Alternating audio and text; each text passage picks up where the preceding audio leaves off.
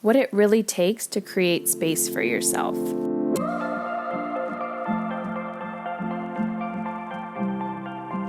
Do you want to cultivate a parent-child relationship you are proud of? Do you understand why your children actually won't listen to you when you're yelling? Do you know how to deepen the connection with you and your child without actually having to spend more time with them? And how to implement a boundary without feeling the guilt hangover? Do you understand the difference between punishment versus consequence? And do you know what to do when you and your partner want to parent differently? I'm answering all of these questions in a super simple, easy, and effective parenting mini course on understanding your children's behavior. We start June 17th, and guess what? It is only $27. So head on over to momisincontrol.com/sign up and learn about the details. Okay, ladies, I'm back, and today let's talk about space.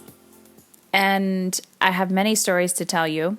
And this today was kind of inspired by a group call I did with my mastery coaching clients. And the topic of creating space came up. And I thought it was really interesting because today I also, it also took me 7 fucking hours, let's just be honest, to organize and declutter my home office. So if you've been listening to me for a while, actually November, we decided collectively that my mother was going to move in. And we went through this huge renovation where we put a big addition on our home. And we moved out. We actually moved in with my mom for 4 months or 4 or 5 months.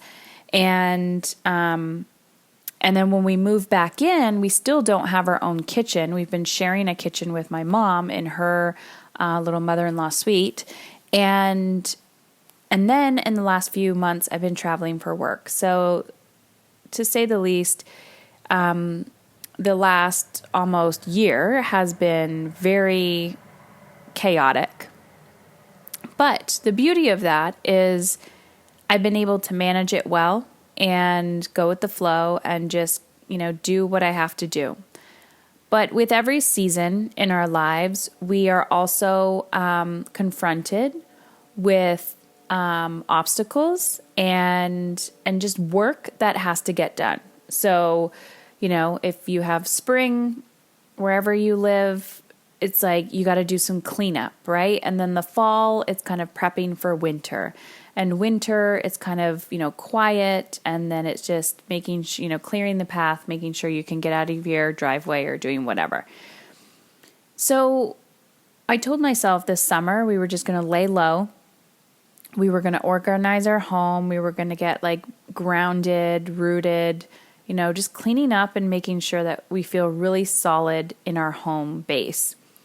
And my office is the number one area in the home, which has an interesting kind of story around it because my office, when I started my business, I just started from the kitchen table. And I often work from the kitchen table. I don't always work from my office. And it's not a huge space. It's actually a very tiny room in the house.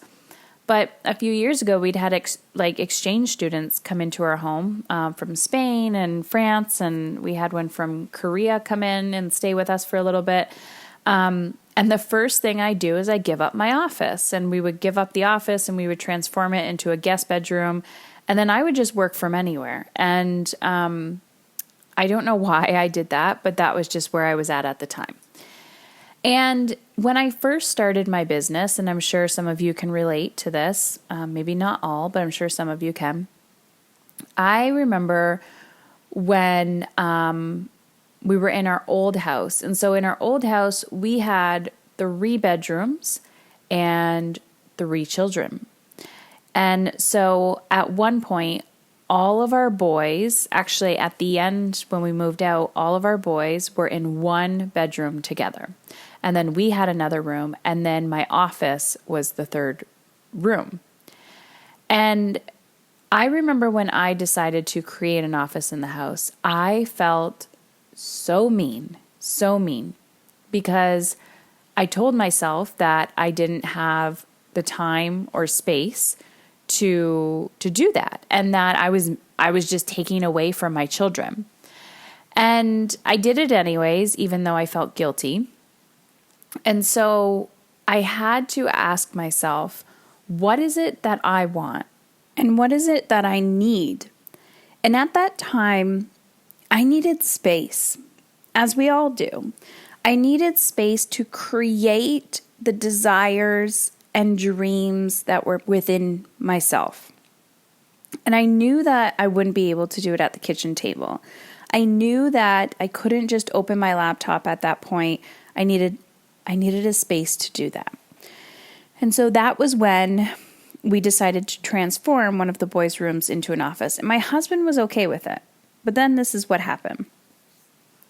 Because I didn't declare the space, and I want you to think about how this shows up in your life. Because I didn't declare the space, that office became a dumping ground.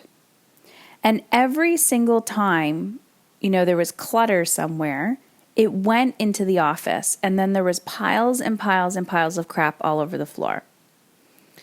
And then I was angry and resentful.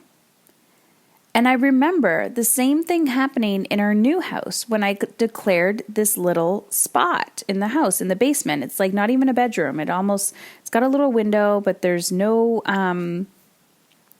There's no closet or anything.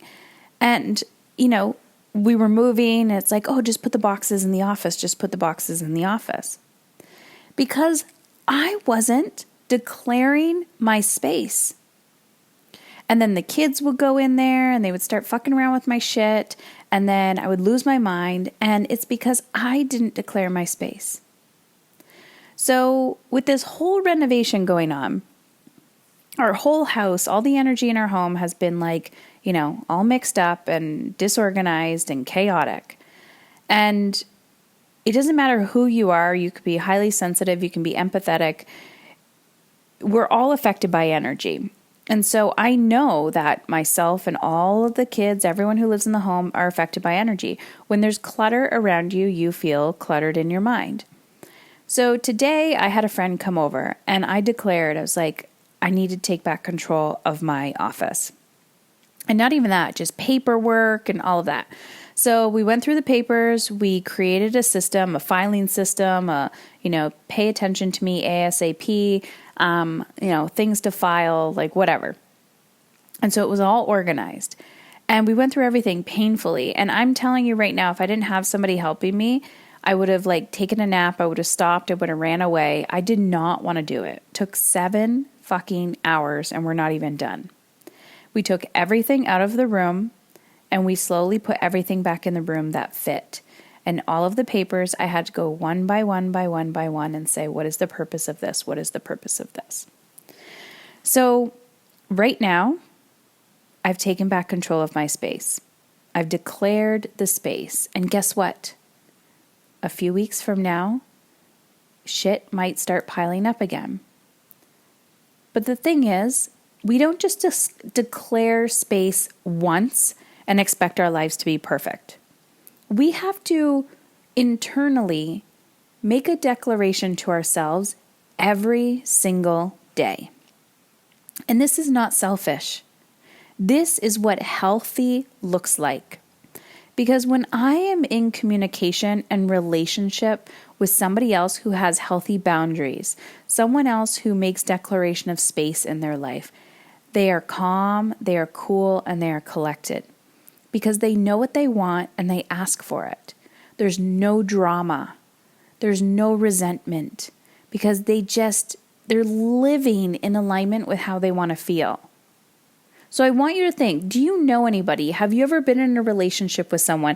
And when I say relationship, it doesn't have to be an intimate relationship. It could be a friend or even a colleague where, you might say something to them and that they're not taking it personally because, they have enough emotional intelligence to let that roll off their back. They're not frustrated with you all the time. They're not causing drama or gossiping or chaos.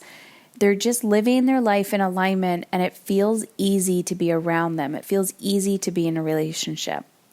It's because these people have boundaries. These people have declared space in their life.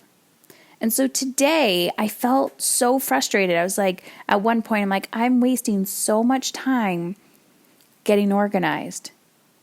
But we just went through a huge life transition where we added somebody to the home. We pretty much renovated half of our house.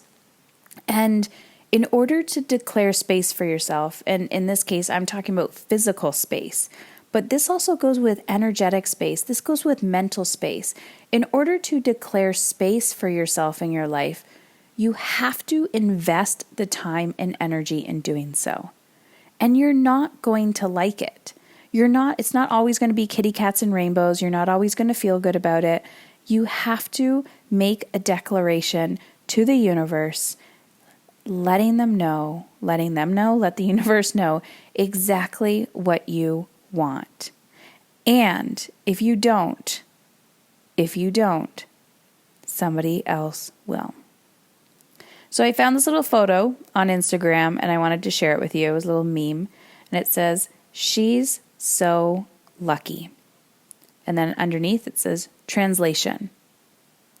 She is willing not to be liked, to do it scared, to fail, to be wrong, to do what others won't, to get criticized, be a beginner, contradict herself, sacrifice gratification and comforts, to let go of people and her past identity, to pivot, invest, lose money, feel uncertain, look stupid, do anything to create support if her family or partner don't support her, to do what it takes to keep moving forward and love herself even when others don't.